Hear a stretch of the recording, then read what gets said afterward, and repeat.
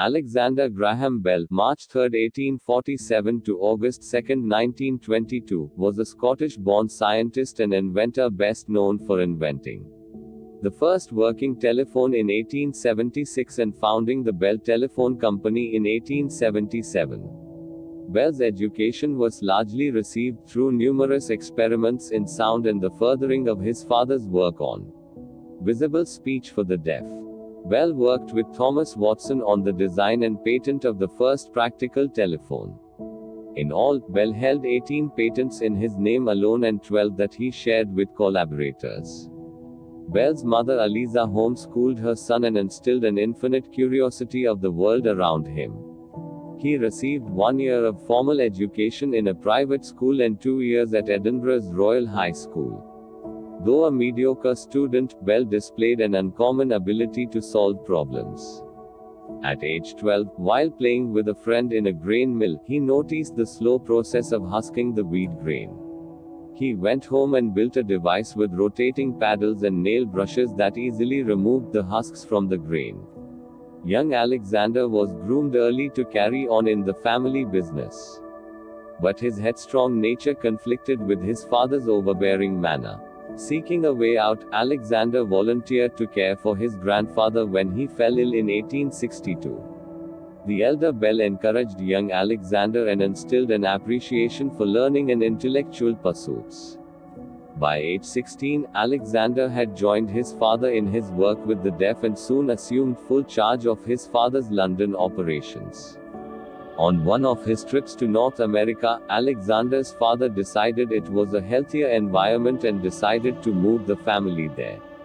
At first, Alexander resisted, for he was establishing himself in London. He eventually relented after both his brothers died of tuberculosis. In July 1870, the family settled in Brantford, Ontario, Canada. There, Alexander set up a workshop to continue his study of the human voice.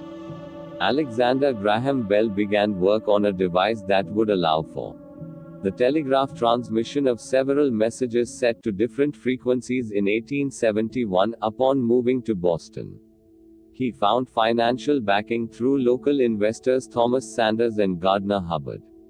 Between 1873 and 1874, Bell spent long days and nights trying to perfect the harmonic telegraph.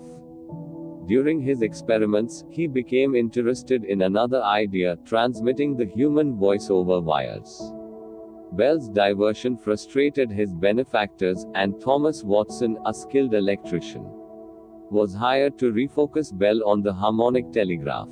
But Watson soon became enamored with Bell's idea of voice transmission, and the two created a great partnership, with Bell being the idea man and Watson having the expertise to bring Bell's ideas to reality. Through 1874 and 1875, Bell and Watson labored on both the harmonic telegraph and a voice transmitting device.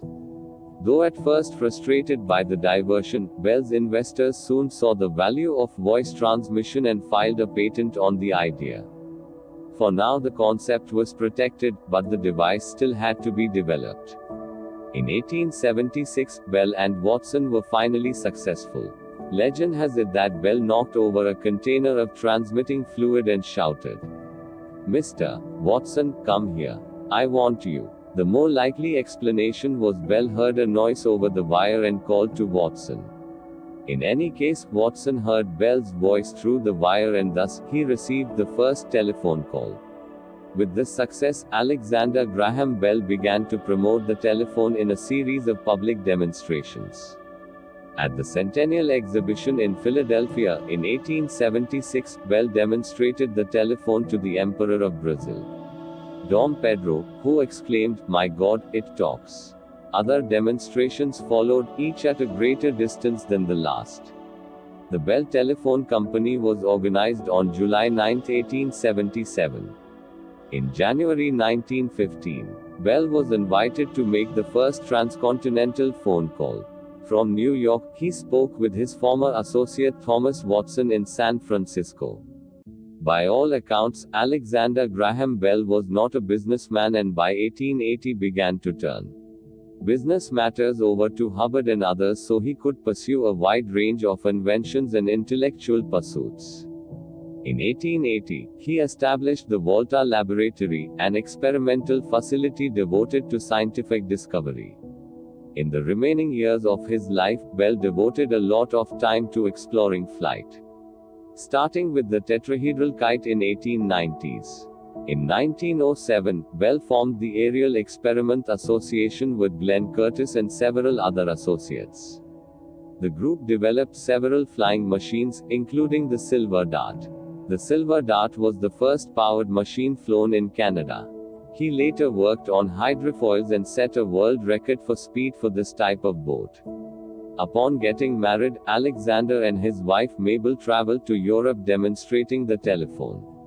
Upon their return to the United States, Bell was summoned to Washington, D.C. to defend his telephone patent from lawsuits. Others claimed they had invented the telephone or had conceived of the idea before Bell. Over the next 18 years, the Bell Company faced over 550 court challenges, including several that went to the Supreme Court, but none was successful. Even during the patent battles, the company grew.